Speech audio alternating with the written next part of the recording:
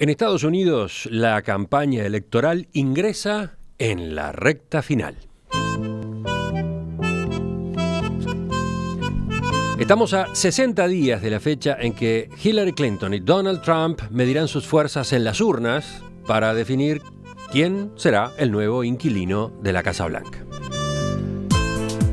Los candidatos tienen ahora unas 3 semanas para prepararse para la serie de 3 debates que pueden llegar a ser decisivos en una competencia que por ahora no muestra un favorito claro si nos atenemos a los sondeos de opinión pública. ¿Cómo serán estos 2 meses? ¿Qué cartas están jugando los dos postulantes?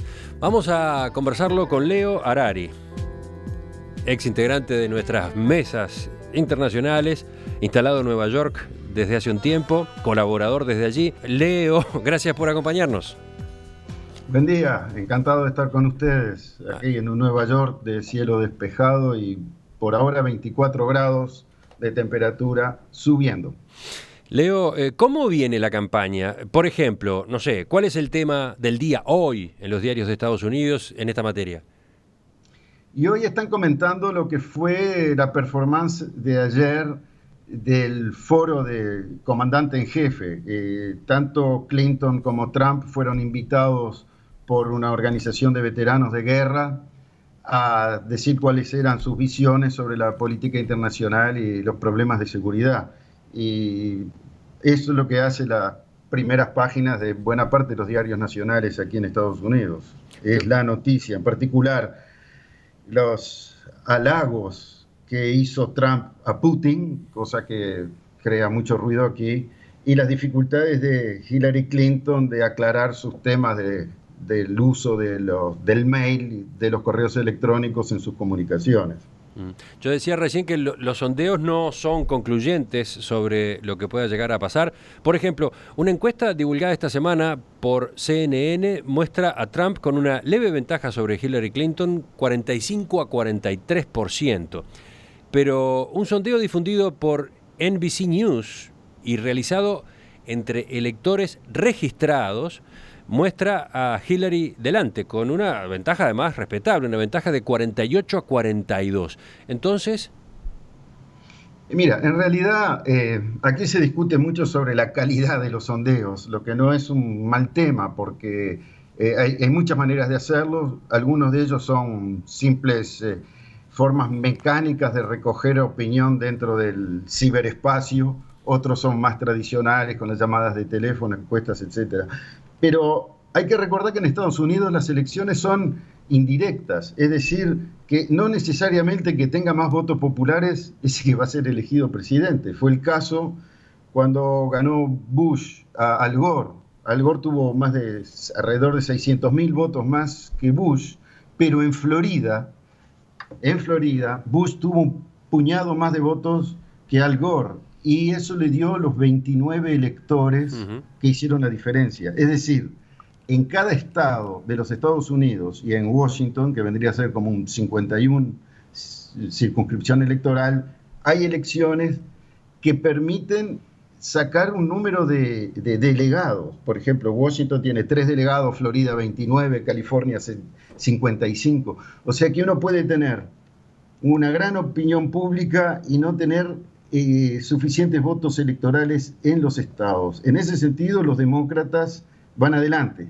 Hillary Clinton tiene muchas más posibilidades de ganar en aquellos estados que dan mayor cantidad de electores. Romina, vamos con alguna pregunta más.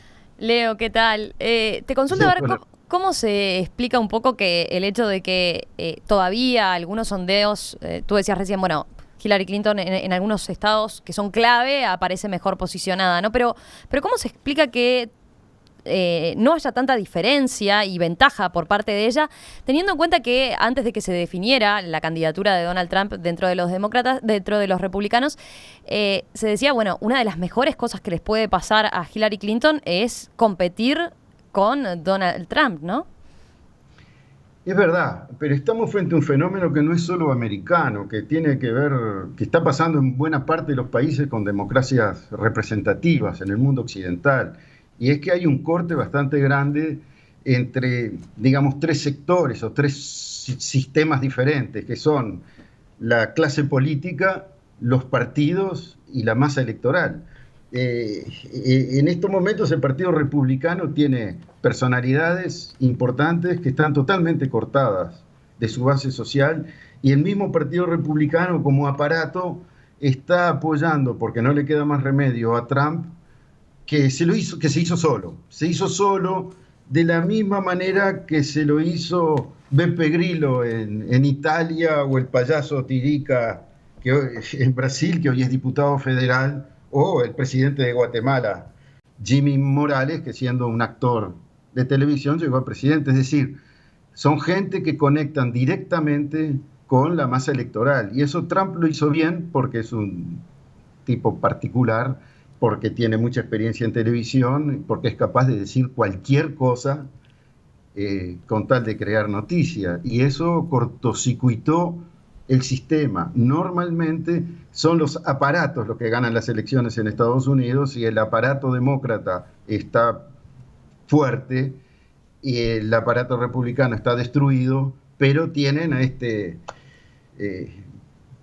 peligroso personaje que logra conectar directamente con una masa de gente descontenta y frustrada, que es muy grande. Leo, en los últimos días de algún modo se metió en la campaña el presidente de México, Enrique Peña Nieto. Invitó a los dos candidatos de Estados Unidos a visitar su país y los invitó a reunirse con él.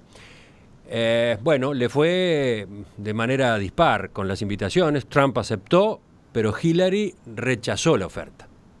We recognize and respect the right of either country to build a physical barrier or wall on any of its borders. Así hablaba Trump después de la reunión con Peña Nieto y defendiendo su idea de construir un muro, ese famoso muro que debería separar a México de Estados Unidos para frenar la inmigración ilegal.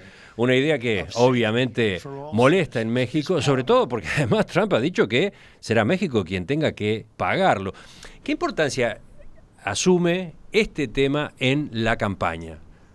Es un tema muy importante, porque se transformó en algo simbólico, y es también un tema típico de cualquier nacionalismo populista, ese de echarle la culpa al otro, al inmigrante o al judío o al homosexual o a cualquier minoría que sea, para no mirar de frente los problemas reales que tiene el país. El muro es un tema importante.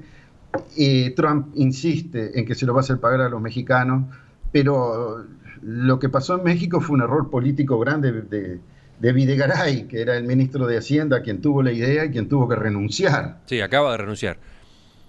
Porque los sondajes de Peña Nieto iban muy bajos. Esto era una medida audaz para demostrar que el presidente de México estaba preocupado por lo que pasaba, pero fue Trump el que se le llevó la cosa. Trump es un tipo extremadamente prepotente, grandote, fuerte, gritón, insultante, y Peña Nieto estaba más preocupado por mantener su peinada y su buena educación que por pararle el carro. Y si no le paraba el carro, iba perdiendo, y fue exactamente lo que pasó.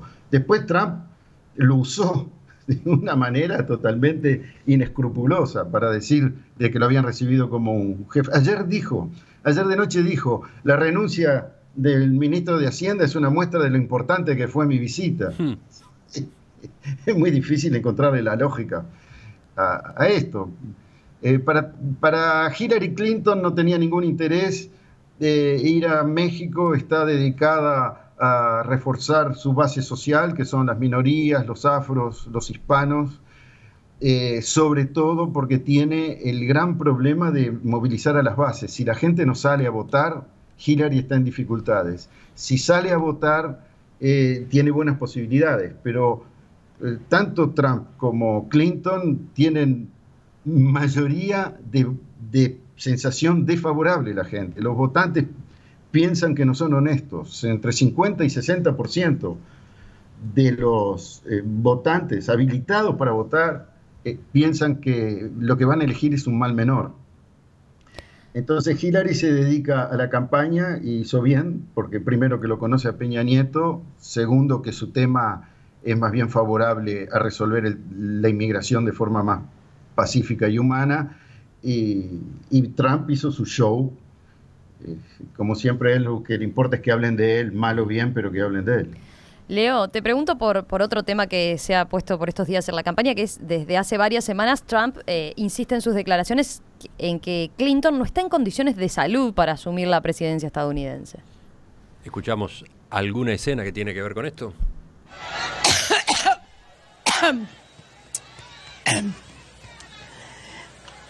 Every time I think about Trump, I get allergic.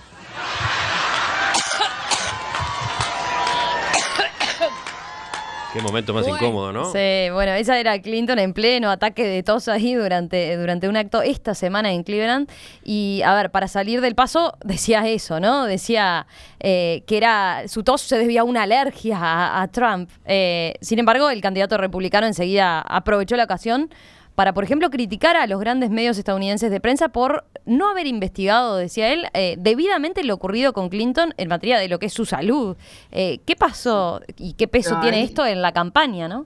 Eso, no, es una anécdota, pero es un contragolpe de Trump, porque periodistas, creo que del New York Times, lograron encontrar al médico que había escrito una nota diciendo que Trump era el hombre más saludable, el candidato a presidente más saludable que jamás habían visto en la historia. Una cosa totalmente exagerada, rimbombante. Y lo entrevistaron, y es un señor muy pintoresco, y pelo largo, una barba desordenada, sentado en su consultorio con una enorme barriga puesta así arriba de la mesa. Una cosa que uno duda cuando ve las imágenes de si es verdad o es una cuestión cómica. Y el tipo dice, sí, escribí eso porque estaba el chofer de Trump esperándome abajo y me puse nervioso y escribí cualquier cosa. Entonces le golpearon fuerte a Trump con eso de que su salud se la escribió un médico muy sospechoso mientras el chofer de Trump esperaba abajo.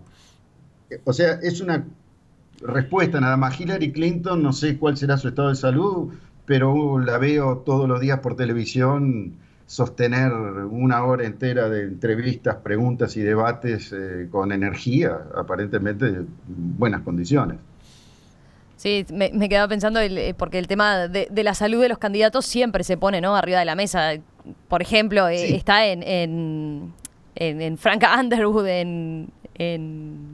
bueno, en House of Cards, no me salía la serie. Ahí claramente tiene un rol preponderante, ¿no? Y un destacado importancia y preocupación el tema de la salud de los candidatos. Entonces, por eso iba la pregunta. Decías, parece algo secundario, entonces, y no está instalado como tema. La salud es importante y esa es por la razón por la cual también el vicepresidente tiene que ser alguien sólido.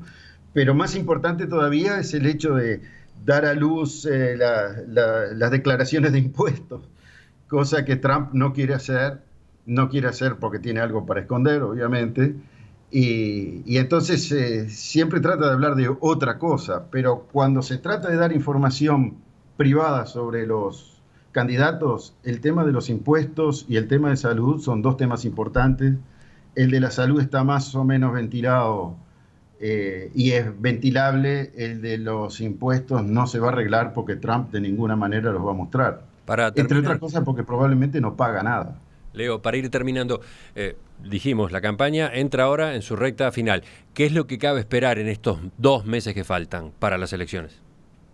Bueno, si no pasa nada imprevisto, los 3 jalones fundamentales son 26 de septiembre y 9 y 19 de octubre, los debates en que van a estar enfrentados Clinton y Trump frente a un periodista moderador y donde tendrán que contestar a preguntas. Y eso es muy importante aquí.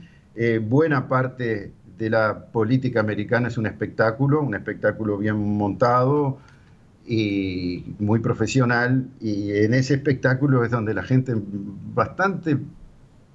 número bastante importante de electores se decide. O sea que es una jugada muy interesante. Esto es una especie de... Es mi serie preferida, las elecciones americanas. Tu serie preferida. Estás muy ingenioso hoy.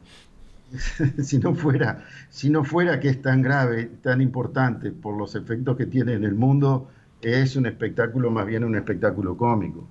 Yo me decía ahí, el asesor principal militar de Trump, el general Flynn, que fue director de la inteligencia militar durante muchos años, y en particular de la inteligencia durante la guerra de Afganistán, que es un desastre, yo me decía, debe ser especialista en inteligencia artificial, porque inteligencia natural no tiene mucha. Es tremendo verlos haciendo esfuerzos gigantescos para decir lo menos posible de la manera más demagógica posible.